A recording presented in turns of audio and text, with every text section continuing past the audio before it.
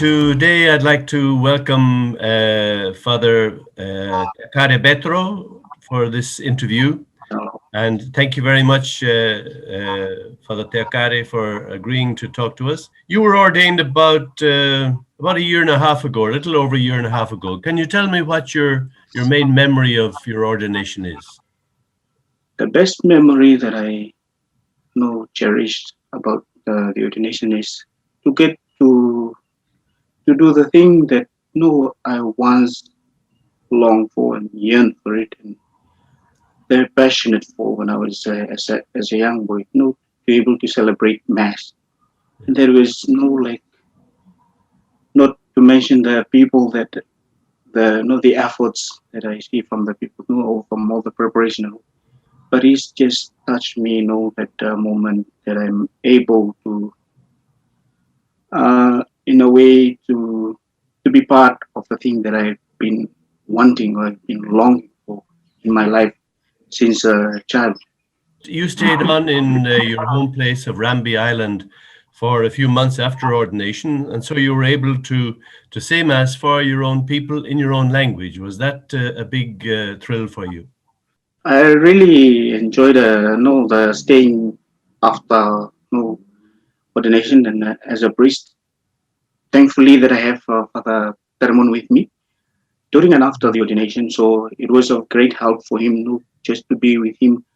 And even though I know we learned at PRS, all the how to celebrate and all, but then the actual Yes. celebration itself, I was so grateful for Termon's assistance. Right. And also one time I remember he left for 1 week, like just after the second week of after ordination, and it was like being abandoned. I felt like just being alone, but it gives me no it really allows me to stand on my own and to let me discover and be the one that be the first the priest that I've been wanting.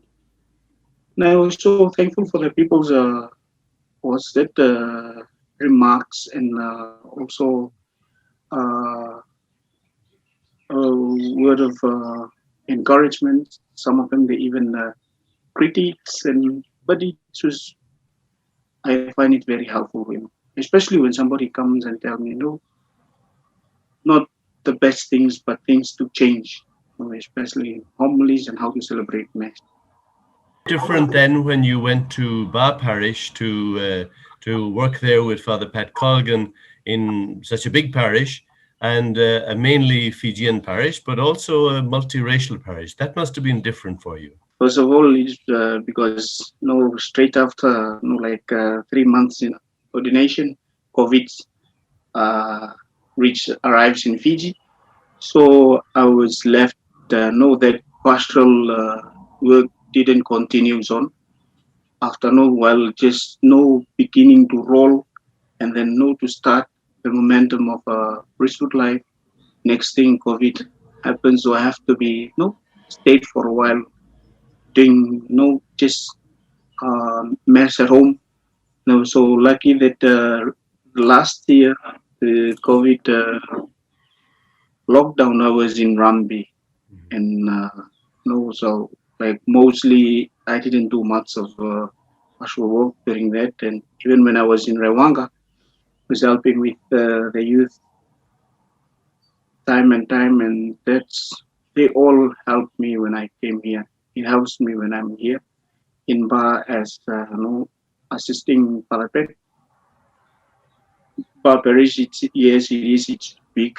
It's a huge parish from the shore to the highlands, and with people from different villages setting, and also their backgrounds, different backgrounds. But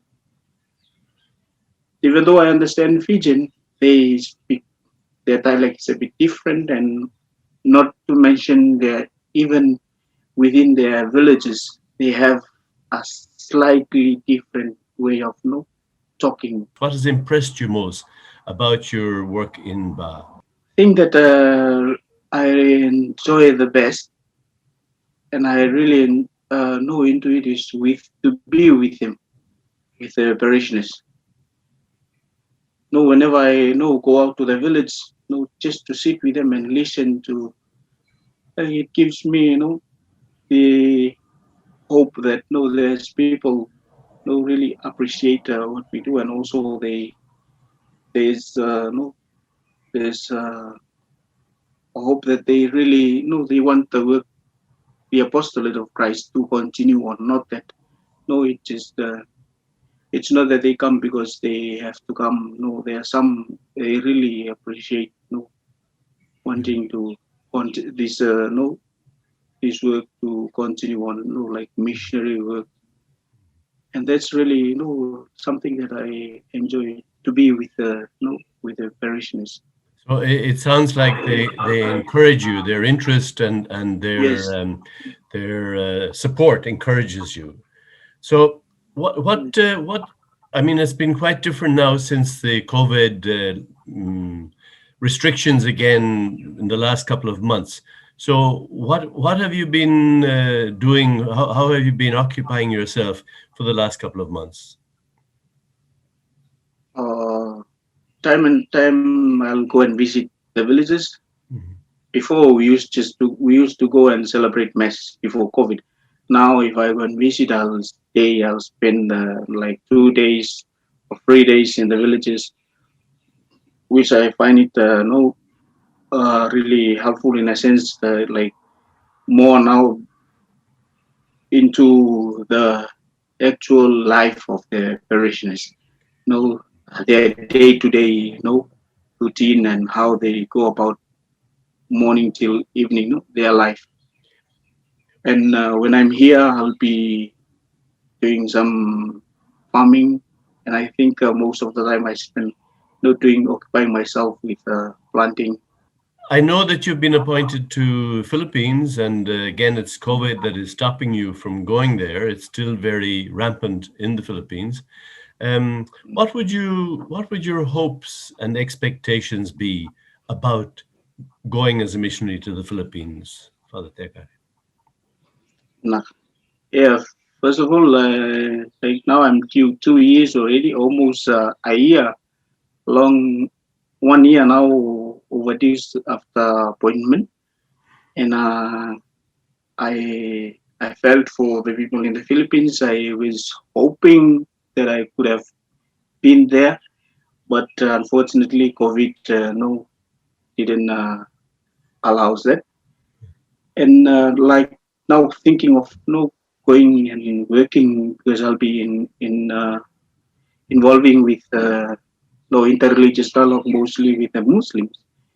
It came to my attention that I really want to see how they work together, because most of the time what we see in TV and with the news and all the medias are what people want to put it, or how the media want to put it in the life, and how like the all the difficulties they face. Mostly things that we'll see are like violence and all. But then So, like to work with them is so something that I'm does, really looking forward. does that media impression of difficulties and violence, does that worry you about moving into that apostolate? No, that's not worries me. That's what I meant is that that's the perspective of how the media will want to portray the place that I'm going to is, like in my appointment I'll be in Mindanao, so that's the perspective of Mindanao. But then the overall, there are other parts that they didn't see. No, they didn't project. How they work along with each other. Those things that I'm looking forward to it. And it's not that the violence and all the the killings that has happened frightens me. No, It's just that I really want to see, the reality of, Great. Well, thank you very much, Father Teakare, for sharing a little bit of your journey and your hopes for the future with us. And I would like to wish God's blessing on you and on your missionary life and work now and later. So thank you very much, and God bless you. You're welcome, Frank, and thank you very much for this opportunity.